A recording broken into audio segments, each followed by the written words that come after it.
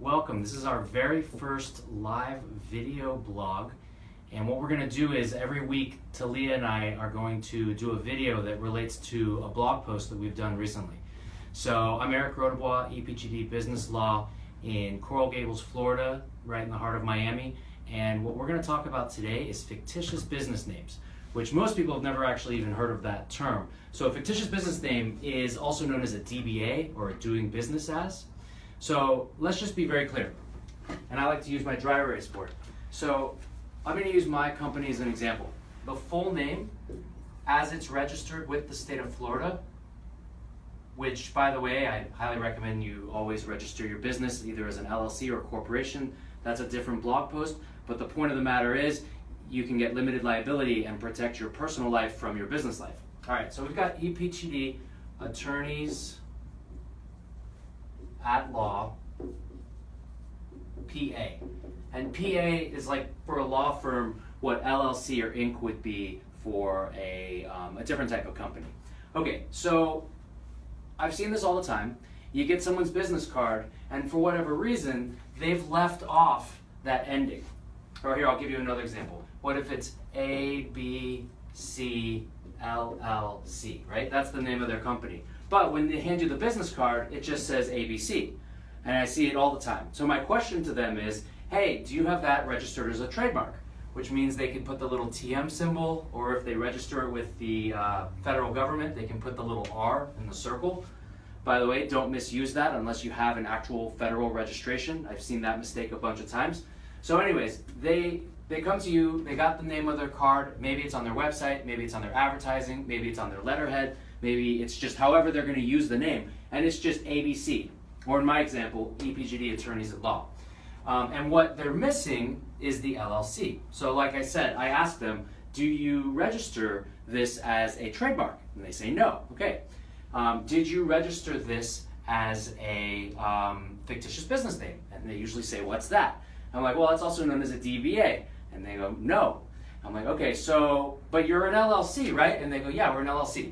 Well, what they're doing is they're actually breaking the law. And that's a second-degree misdemeanor in the state of Florida. And there's potential civil and criminal penalties. And the point of the matter is, when they're going around town representing themselves as ABC, the average consumer can't look them up.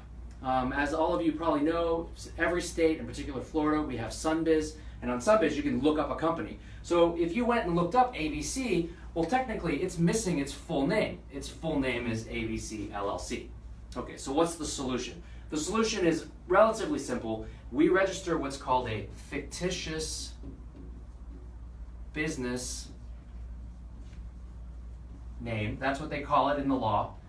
What we call it in normal conversation is a DBA, which is doing business as. And for $50, they can register for 5 years ABC. And so if somebody went and searched on the state website, because you got to remember the purpose of the state website is to protect the consumer.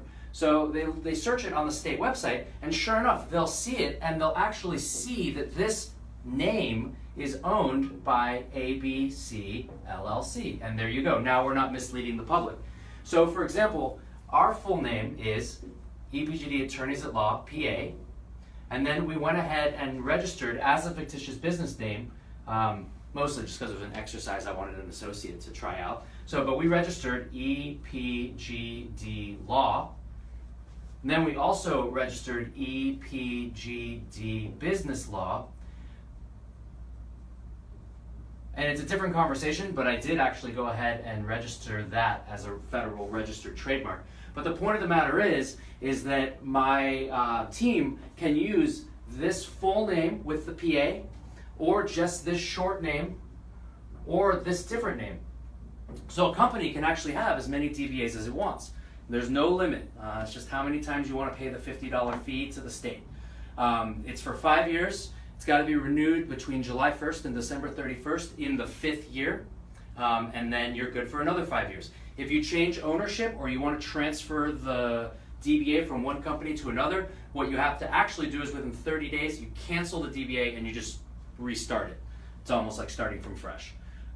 So just a reminder, if you're going out and you're doing business in the name ABC and you're dropping the LLC or the Inc., You need to register it either as a fictitious business name or as a registered Florida or federal trademark, or sometimes I say do all three. It's just better to cover all your bases. One of these days we'll do a live video blog on why it's important to do a trademark. But for today, just remember, don't break the law, pay the $50. Thank you very much.